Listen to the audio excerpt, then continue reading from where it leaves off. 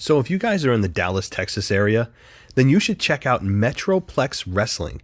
It's a weekly wrestling show held in Bedford, Texas. It's about 20 minutes outside of Dallas. They have live events every single Saturday night.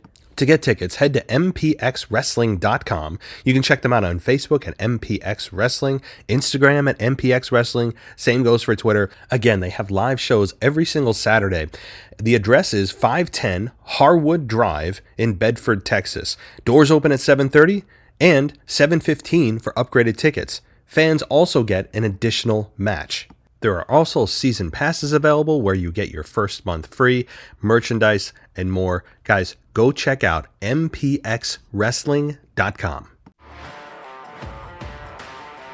This is WWE superstar Drew McIntyre, and you're listening to the WWE Podcast. The champ is the one that everybody wants, me.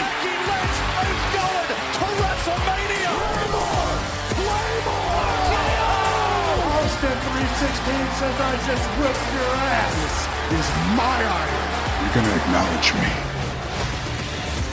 And welcome to the WWE Podcast. It is Sunday, January 1st, 2023. Welcome to the new year. Happy New Year, everybody. I hope it was a safe one. I hope everyone's hangovers are now cured. For me, it was as subdued of a New Year's as it could be, right? Like, I've had my days in the sun, had my days out, had my days of not remembering what happened that night, and those are behind me for the most part.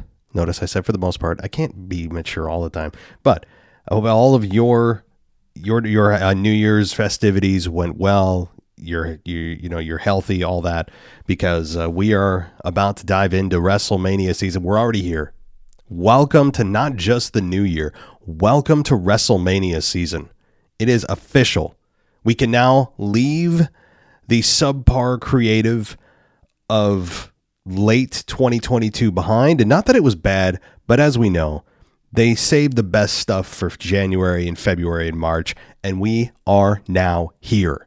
So we're going to talk about everything on really SmackDown, because Monday Night Raw was really nothing more than a review show that had a couple of interviews with Cody Rhodes where he hinted reiterated his goal of wanting to be WWE champion. He was very elusive about the question regarding when his return is happening. Of course, I mean, you didn't expect him to come out there and say when he's going to return, right?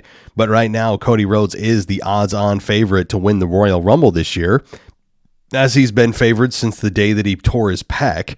So that's no surprise, but also The Rock is favored as well, heavily favored. Seth Rollins is even in the conversation. So certainly a lot of conversation to be had as we get closer and closer to the Royal Rumble, which is now on WWE's radar. There'll be qualifying matches for the Rumble in the next couple of weeks, and which makes no sense to me because some people declare it, other people have to qualify for it. There's no rhyme or reason. So whatever they need to fill a spot in a segment, they'll just throw in a random qualifying match that didn't need to happen because they don't need to happen. Remember, all you need to do is declare it and you're in. So you'll see that throughout the week. There's actually one scheduled for next week on SmackDown, I believe, too. With Ricochet and someone else. I'll get to the preview for next week in later on in the show. But first, if you haven't joined us before, thank you so much. You can go ad free if the ads are not your thing and you want to just listen to my show ad free. There's three options really. Patreon.com/WWE podcast for $1 a month, and there's more perks as you go up in tier.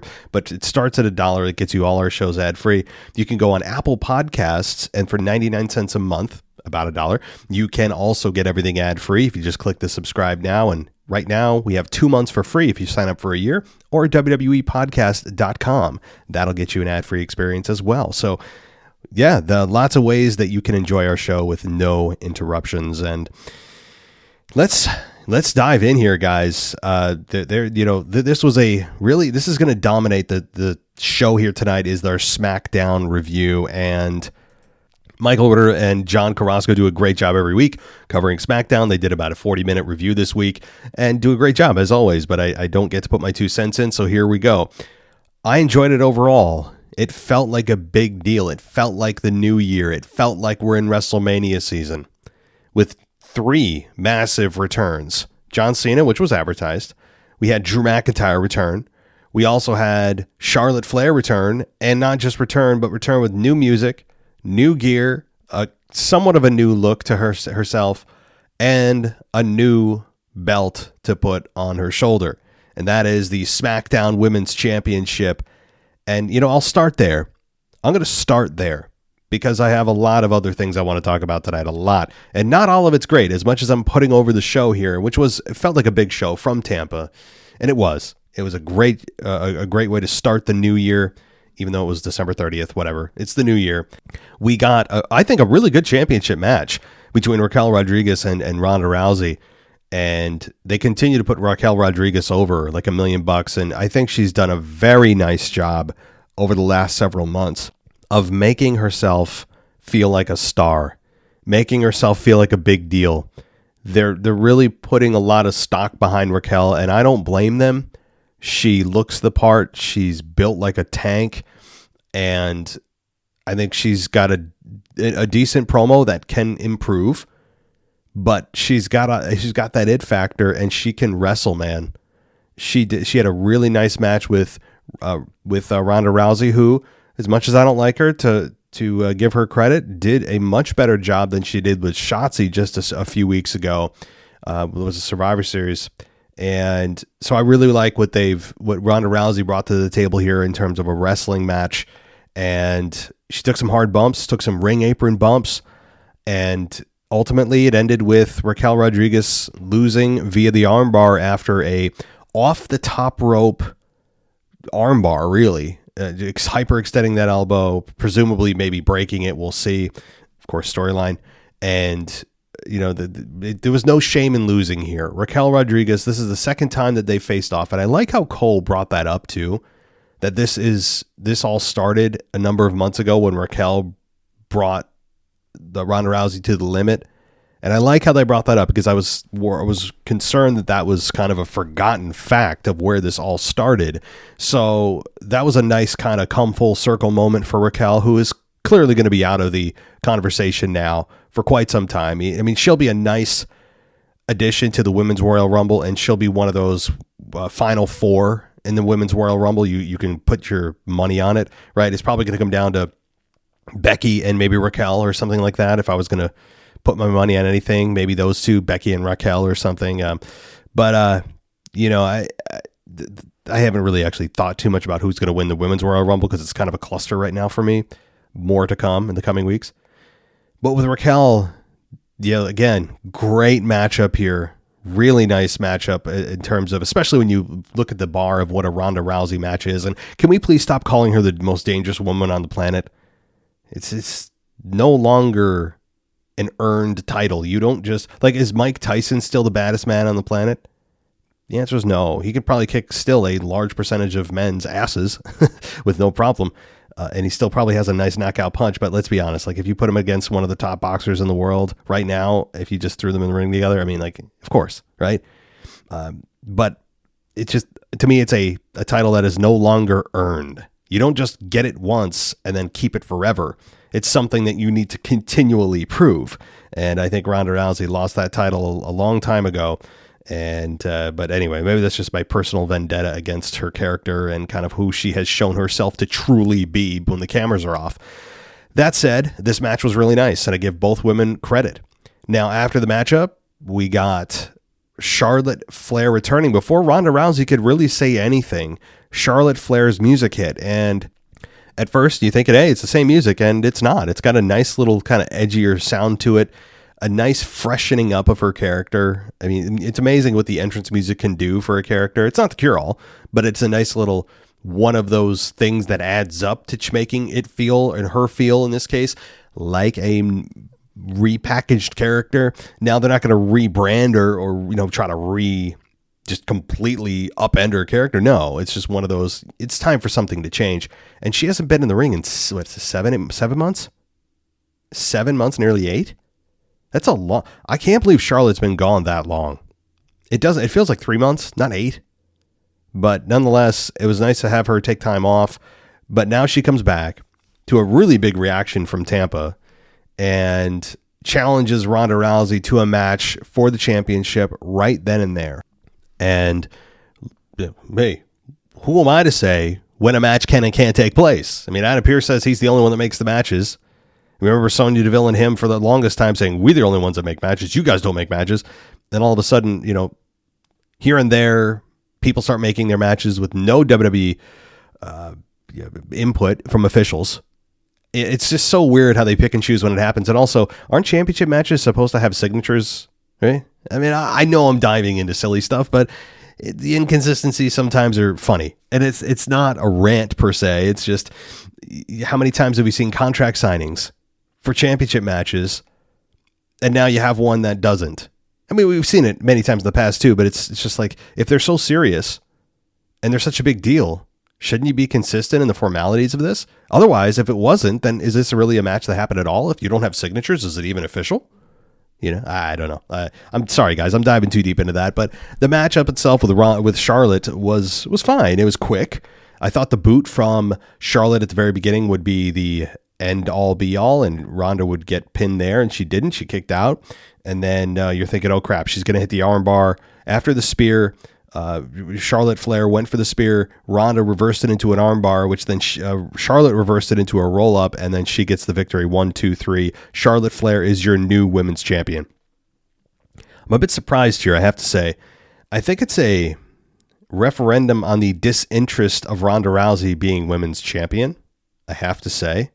And it also could be a setup for whoever is going to win the Women's Royal Rumble. Now there are 2 women's champions. There's Bianca and now there's Charlotte. And my theory forever was that, Charlotte's going to go to Raw and face Bianca. That's not happening now. And you know what? That's fine with me. I don't want to be right on that, because I don't want Charlotte being that third wheel that she sometimes always has to be with creative, that she needs to be in the main event just to say she was in the main event when she has no business being there. So in this case, I like it because now you can focus solely on Rhea Ripley and Bianca Belair for WrestleMania. And that is going to be, I think, if that happens, I don't see how it doesn't, is going to be an amazing matchup. You'd imagine that the top women's matches right now for WrestleMania are Bianca and Rhea Ripley for the women's championship on Raw side of things.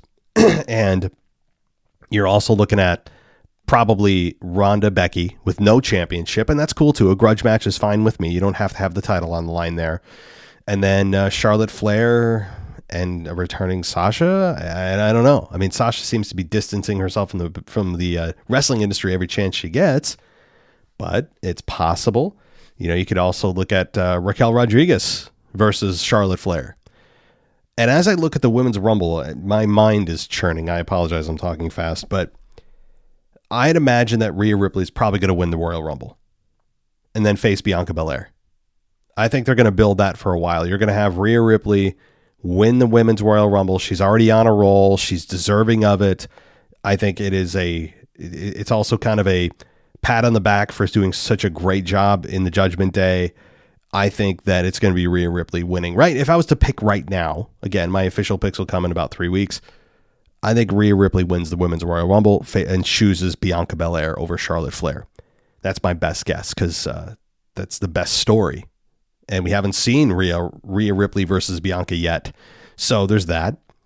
So the women's division is about to get really fun. Despite whether or not Sasha Banks comes back, I know a lot of people are really clamoring for it. I'm okay if she doesn't come back. The women's division will be just fine.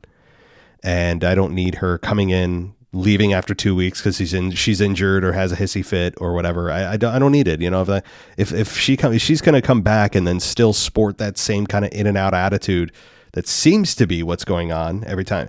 There's been times, I mean, you can't deny that she's just been gone randomly for like 3 months. And there's no injury reports or anything. You're wondering if it's COVID. Is she just disgruntled with management?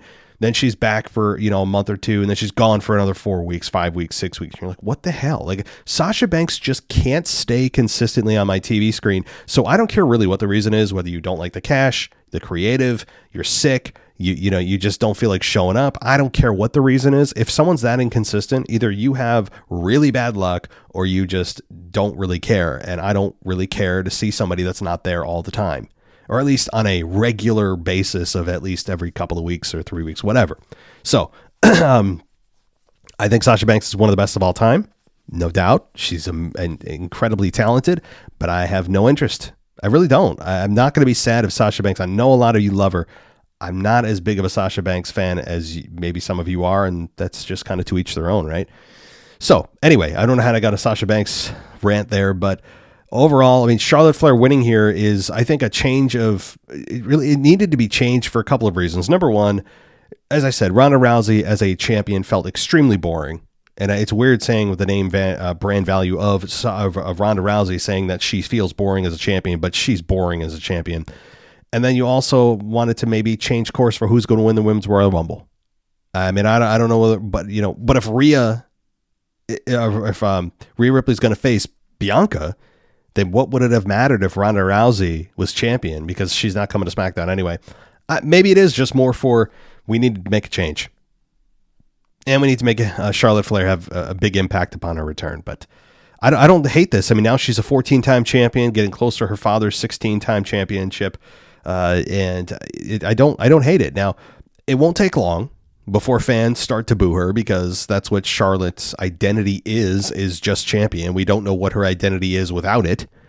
And I'm sure fans will, at some point in the near future, turn on her. And it's just kind of what they've done with Charlotte. It'll be fun for a few weeks, maybe a month or so. But as the weeks roll on and you're like, oh yeah, well, cool, Charlotte's back. And then the next week you're like, oh yeah, cool, Charlotte's back. And then the next week you're like, Charlotte's back, guys, and she's champion. And then the next week you're like, oh, she's still champion. I mean, that's just kind of how fans have felt about her throughout her career, because she's been champion almost 100% of the time. And I understand that, but Charlotte Flair is an extraordinary talent. Love her or hate her, she's an extraordinary talent.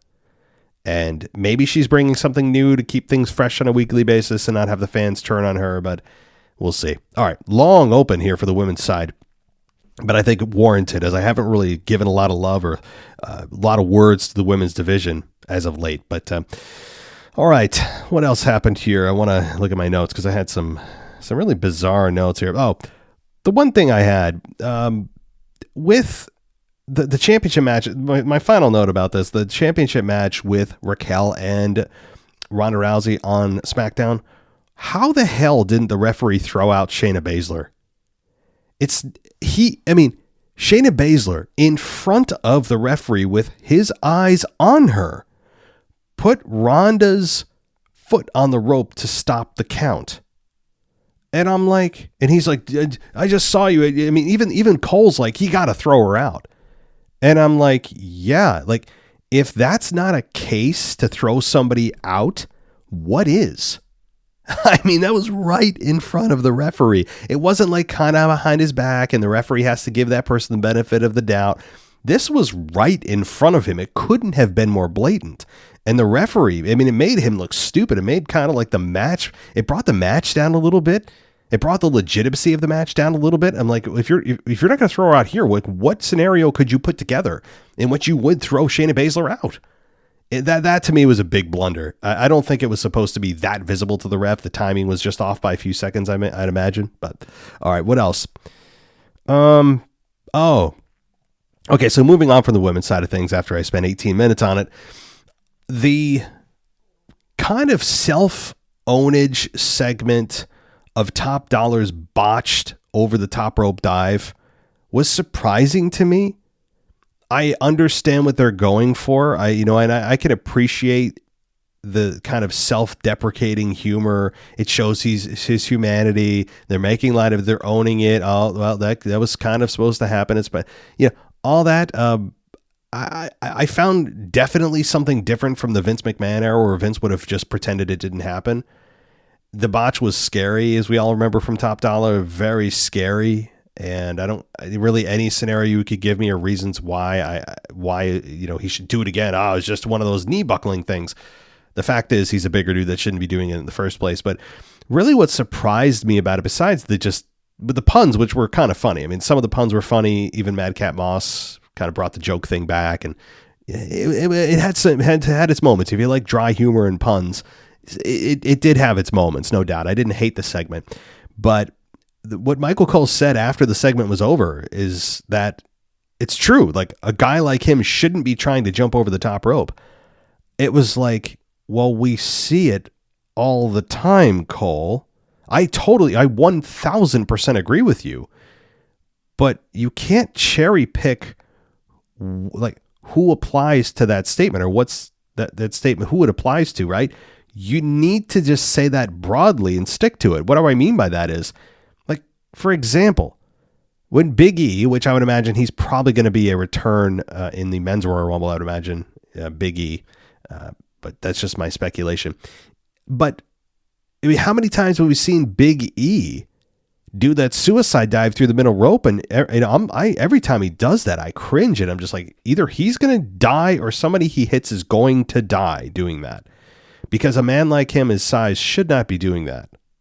I mean, we see it from bigger guys all the time. Hell, even Drew McIntyre I've seen doing over the top rope dives and somersaults. Just like Top Dollar, I've seen Drew McIntyre do it many times. Nobody, I don't care what star you have no business doing that for the health and safety of yourself and your opponents. It's just infinitely, exponentially, I should say, probably a little more accurate, exponentially more risky, unnecessarily, at your size, to do a move like that. For what? Just to keep up with what, quote, fans find to be good quality matches with that particular move? That's the danger in what has been redefined today as a great wrestling match. Are moves like that cause men that size to take unnecessary risks to quote unquote have a great match. It's not necessary at all. Big men should wrestle, you know what? Like big men. They shouldn't wrestle like men half their size. That's when injuries happen and tragedies happen. Plus, it kind of freshens up the product. When everyone tries to wrestle the same style of match and has the same moves, and oh my God, he's that big and he's still doing those kinds of moves. It's like, yeah, like they're doing it just because they feel like that they want to show you they can, when they clearly haven't sat and thought about if they should. I don't know. Maybe some of you love it. I get cringed and scared, honestly. Okay, so LA Knight interrupts Bray Wyatt, who came out to be open of SmackDown, and Bray Wyatt once again introduces himself, and he apologized for what he did to the cameraman last week. And then LA Knight comes out and says, yeah, I don't know who you've got, whoever one of your goons is that's being Uncle Howdy, I still hold you responsible. And he challenges Bray Wyatt to a match at the Royal Rumble. Bray Wyatt accepts, and then we get Uncle Howdy come out. Uncle Howdy looks like he's going to stand by Bray and attack LA Knight, but instead he attacks Bray with a Sister Abigail and walks off. So that's, again, we're getting steps here. We're getting a progressive story now. Things are going to start picking up, and that's what I've been wanting for weeks now. Now, we still don't know who Uncle Howdy is. I'd imagine at the Royal Rumble, a reveal probably is in order.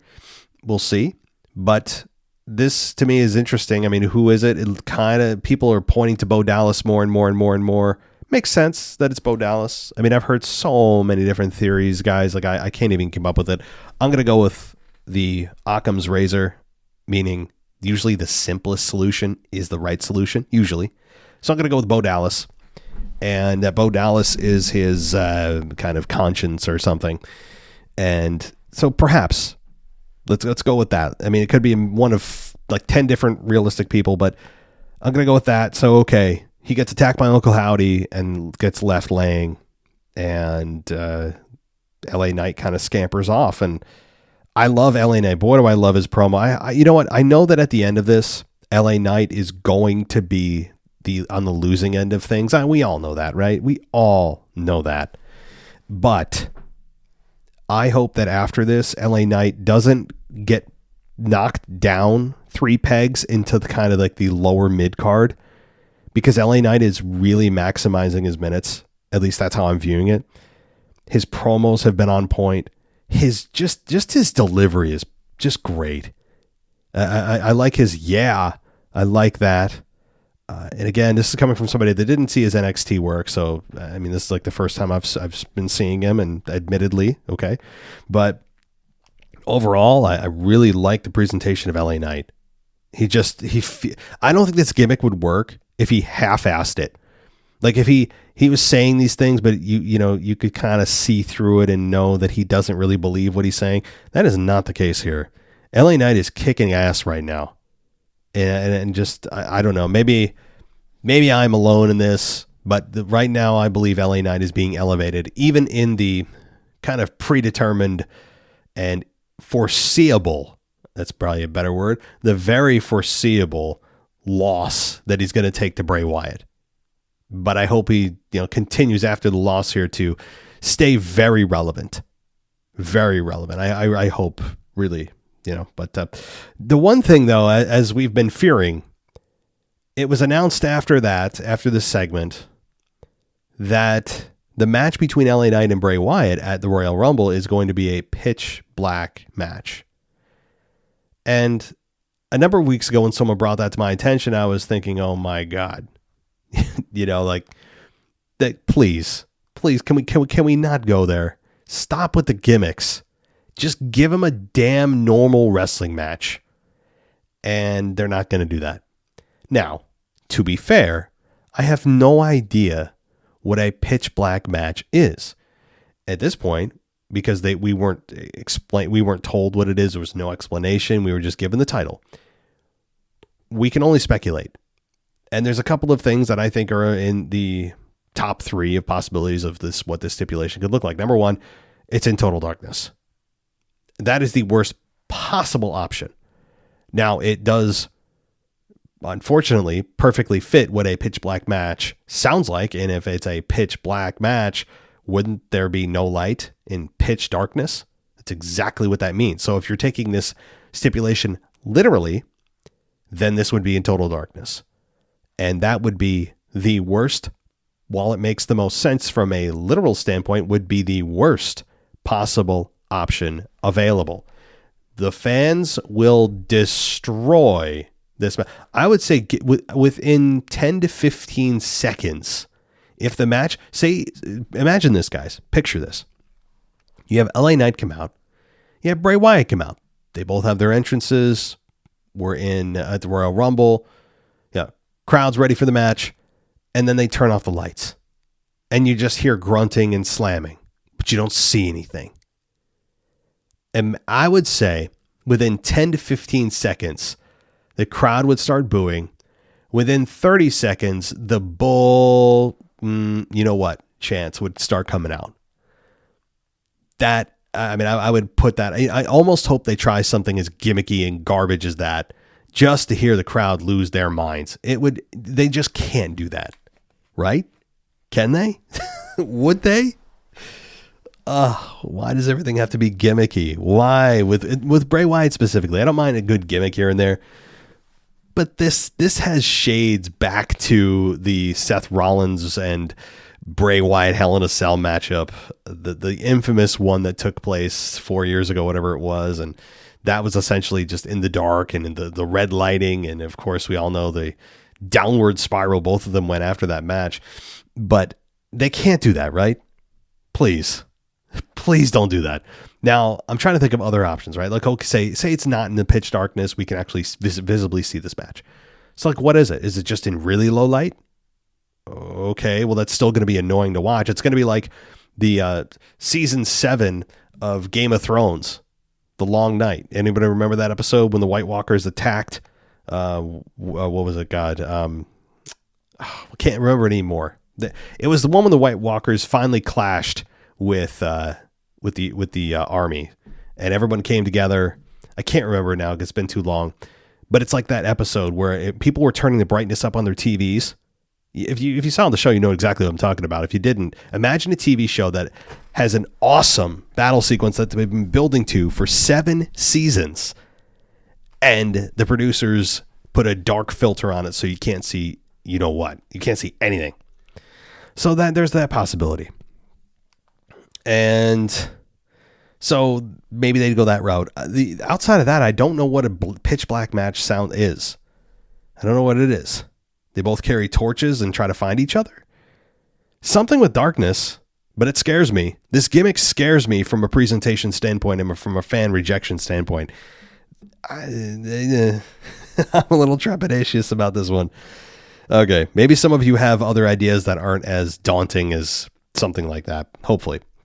Okay, let's see what else happened. Okay, the Braun Strowman coming up to Imperium. Now, Braun Strowman's been trying to get the attention of Imperium for a while. He was screwed out of a potential World Cup final because of Imperium, and since then he's been trying to get his hands on Gunther, saying, we are going to have this match, and Gunther's been avoiding him or running like a scalded dog, and that has not been good, I don't think, for Gunther's character, which is completely conflicts who and what he is, which is why I've hated it so much, of at least the reaction. I don't hate the match. The match is okay to me, the matchup. I understand the size and all that.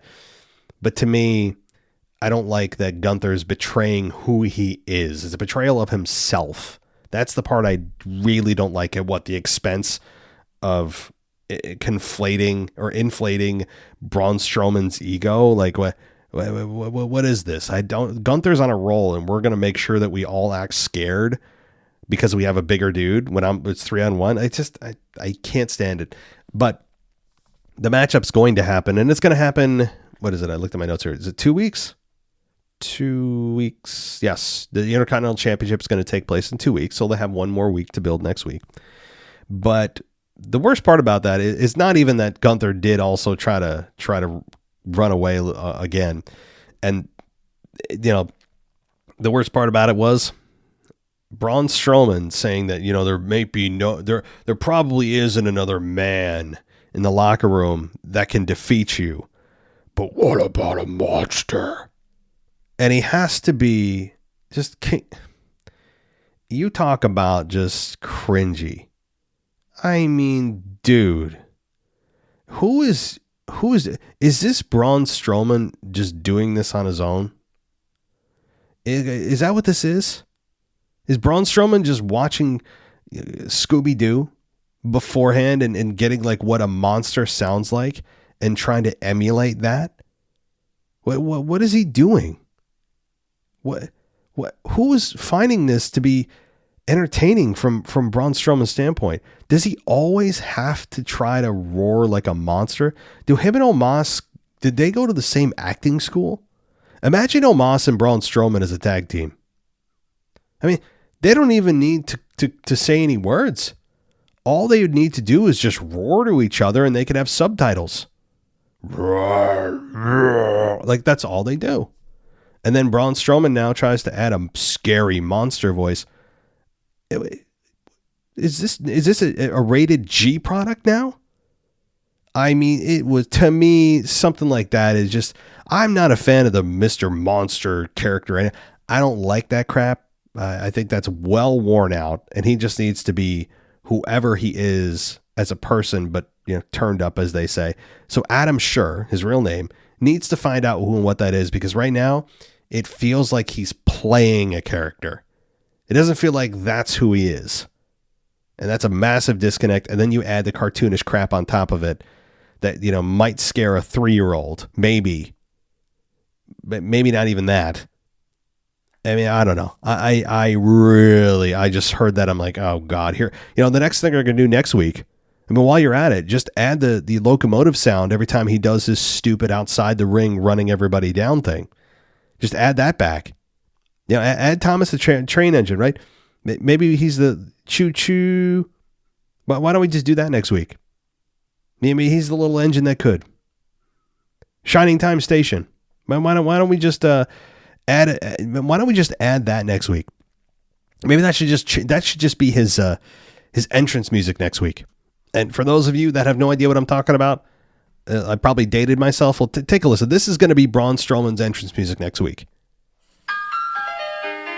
Reach for the speed, reach for the whistle, go where the rail may run.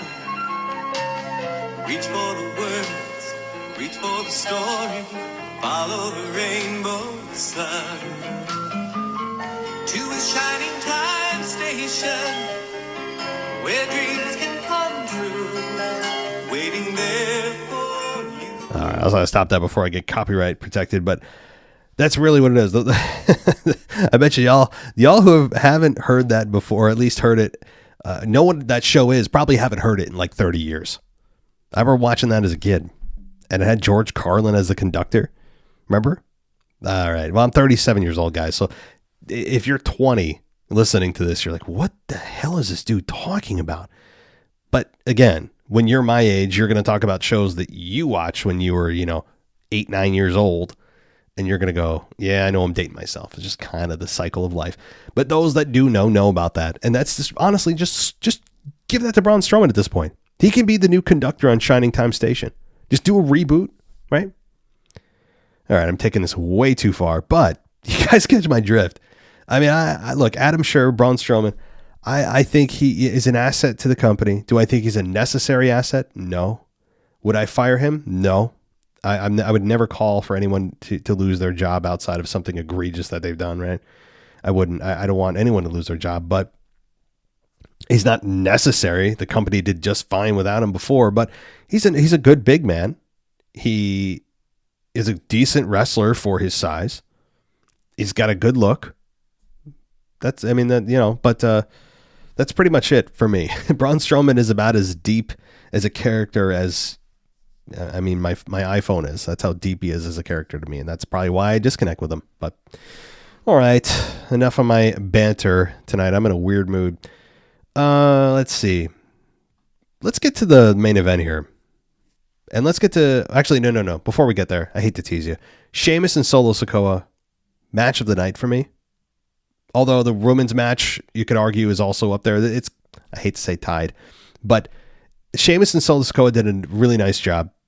Raquel and Ronda did a really nice job. But Sheamus and Solo was exactly as you'd imagine. It was physical. It I think had some nice back and forth. Solo Sikoa continues to establish himself as a threat, and he continues to be undefeated, I believe. And bringing back the Samoan Spike, I love it. I love it. I love bringing back the Samoan Spike. I forgot how effective that finish looked. The only critique I would make about it is slow down when you're delivering it, meaning set it up more. Like, I just loved maybe the way Umaga actually delivered it. Solo goes too quick. He's about a second too quick where he doesn't pause for effect. Maybe that's the only critique I have is just like, seriously, give me 1 or 2 more seconds where you're, what I mean by that is holding the opponent in one hand and then holding your thumb up in the other so you know what's about to happen. And so there's that pause for effect, like, oh my God, he's about to deliver a Samoan Spike. Like right now, he's like, ah, and then he hits him real quick. It's like, dude, whoa, was that the Samoan Spike? What was that? That's my only critique and my only advice if I was to talk to him was like, hey, bro, just give me 2 more seconds for the setup. Because that gave you time in your mind to process it, just enough time to go, oh my God, oh, here comes the finish, right? That's it. Other than that, I love Solo Sikoa, his stoic kind of enforcer role that he's playing in the bloodline. It's really nice. Sheamus, of course, is just a badass through and through. I love how Cole brought up he's a Hall of Famer. He is, no doubt about it. And the match was really nice. And Solo Sikoa winning, 1,000% the right decision. Absolutely. Okay. Let's see. What happened next. Well, the main event. John Cena, Kevin Owens, Roman Reigns, and Sami Zayn. Now, throughout the show, we saw some kind of trepidation on the part of Sami Zayn, where he was concerned that Roman Reigns didn't like the fact that people were chanting for Sami and not for him. And that Sami Zayn had kind of in some way overshadowed Roman Reigns. And I was thinking, that's a nice story to tell. That's a fun story to tell, that eventually when things come crashing down, can't you see Roman screaming at a fallen Sami Zayn, saying, you thought you could run this? Like, you never were a part of this family. And just bloodying, like literally bloodying Sami Zayn. I hope when they do this, they do it with blood, because it would be so much more effective, because the build to all this happening. But I mean, they throughout the show, they were doing that. And then having Sami directly ask Roman that question as the rest of the bloodline go, oh, and they're putting their heads in their hands. Roman laughed it off and said, "Nah, man, and I loved your conviction," and all this stuff, and just playing it cool. But knowing that in the back of Roman's mind, if we know him like we do in his character, it burns him up inside that Sami Zayn is getting this attention while he's not. That to me is going to be another crack in the foundation that eventually this whole thing, when it all falls apart. But that was a nice little kind of, okay, this may be the way they're going. And then the match itself happens. It was a very, very quick match. And by the way, John Cena doing his Make-A-Wish stuff is just really cool. I mean, he's done 650 of them or something crazy. And, it really kind of humanizes the man. And some people think that, he's doing it for the cameras. And it's easy to say that. And I think a lot of celebrities sometimes only do things when cameras are on because that's the public eye. They want the public to view them in a certain way, in a certain lens. And so they only do stuff when cameras are on. But with John Cena, he's done 650 wishes. We've seen him deliver on camera, like 15 or 20 tops. So like 90% or more of his wishes that he's done have not been on camera. So that argument's out the door. I mean, and it also really just kind of makes you remember how mortal you are, right? Like, we're all going to die. And John Cena is giving these dying kids wishes. It's crazy. Not to bring the show down, but talk about a stark contrast. So let's get back to the wrestling. Kevin Owens comes out. John Cena comes out to a really big reaction. Really fun to see John Cena again. And Bloodline comes out to their 14-minute entrance. And they have a tag match. Kevin Owens did most of the work. Really not a whole big story to tell, given that they had about 6-7 minutes to really do the match. And then John Cena gets haluva kicked on the outside of the ring. Kevin tries to find him to tag him. He's not there. And then Roman Reigns goes for the spear, misses. Excuse me. And then Kevin Owens finally does get a tag to John Cena. And then so does Roman Reigns get a tag to Sami Zayn. And then all hell breaks loose as John Cena comes out and basically does his greatest hits. I mean, there's not much more to this. I thought he'd be wrestling a lot more. It was essentially his greatest hits, where he comes out, does the shoulder tackle, drop down, hip toss, spin you around suplex, and then, the 5-knuckle shuffle, which he did a double with Kevin Owens. And then after that, we got a FU, or an AA, I should say, on Roman Reigns. He rolled at the outside of the ring. Kevin Owens hits Sami Zayn with a stunner. 1, 2, 3. Kevin Owens and John Cena win the match, beat the Bloodline as they go off the air. So, kind of a feel-good, fun moment to end the last show of 2022. And you just wonder how Roman Reigns is going to react to this, because this again, just kind of bank these moments. The crack is not going to show itself too much until I think the Rumble, where things really fracture but don't fully fall apart yet. I think they're definitely taking the slow path on this, and I would too. If I had this successful of a storyline, I wouldn't rush to break this group up, especially with the amount of money I'm making on it. Hell no. So they're taking the slow road, but they have a good story to tell, and it's going to take time, and you're going to notice little things add up. So let's just right now add up the things that right now the Bloodline's going to use against Sami when they have the split and they beat him down mercilessly. He lied to Jey Uso about what was it? Talking to Kevin Owens or something like that, right? Lied to his face. That was brought up a number of weeks ago. Jey said, I'm not really worried about that anymore. Tribal Chief said, Big Man said, whatever it was, or Big Oos said, he trusted him. But yet it still bothers Jey. Number 2, he this week was forthright about asking Roman Reigns if the fact that being cheered Sami is bothering you. No, but the real answer is, of course, yes. And that will be used against Sami. Now, the biggest fracture thus far, number 3, is Sami Zayn now losing, being on the losing end with a tag team, or part of a tag team with Roman himself. So he, by proxy, made Roman a loser. Now, Roman can still claim he's undefeated because he never was pinned. And they'll go with that. So he hasn't been pinned since December of 2019, and they will continue with that. But by association, Roman Reigns was a loser because of Sami Zayn. So there's number 3. So guys, if you're keeping track at home, just add these things up as the weeks go by. Watch the looks, watch the comments, that kind of thing. And I think you'll see a massive fracture take place at the Rumble, ultimately a split probably sometime in February and maybe early March. And that's when you'll see Kevin Owens and Sami Zayn probably take on the Usos. But hell, Sami Zayn's also one of the favorites to win the Rumble. So there's a lot that could happen here. A lot that could happen. This is a fun story, and they're milking the hell out of it, and they should. So, as far as Raw went, guys, this week, I mean, Raw was just kind of a review show. Cody Rhodes was interviewed. Liv Morgan was interviewed. Not much came out of either. Cody was just elusive about his return, all that. So really not much came out of it. And one of the lowest rated Raws of all time. I mean, it was really lowly rated. It was a review show, but even for a review show, it was kind of just alarmingly low. Go look at it.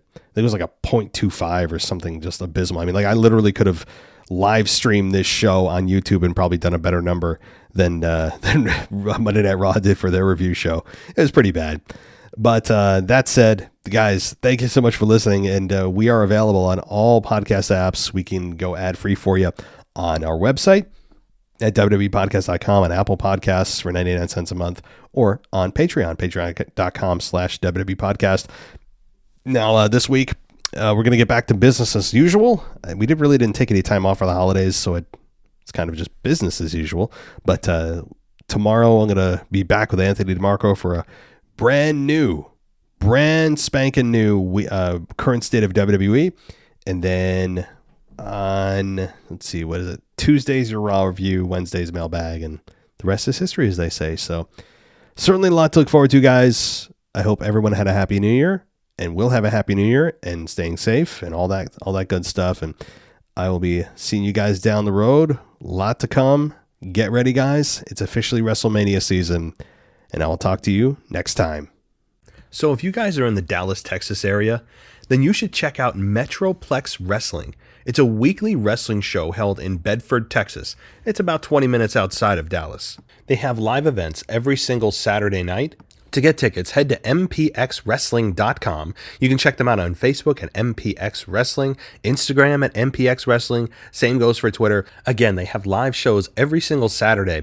The address is 510 Harwood Drive in Bedford, Texas. Doors open at 7:30 and 7:15 for upgraded tickets. Fans also get an additional match. There are also season passes available where you get your first month free, merchandise, and more. Guys, go check out mpxwrestling.com. Thanks for listening to the WWE Podcast. Don't forget to subscribe on your favorite podcast app so you don't miss a show, or head to wwepodcast.com. And for all of these shows ad-free, head over to patreon.com/WWE Podcast. Until then, we'll see you next time.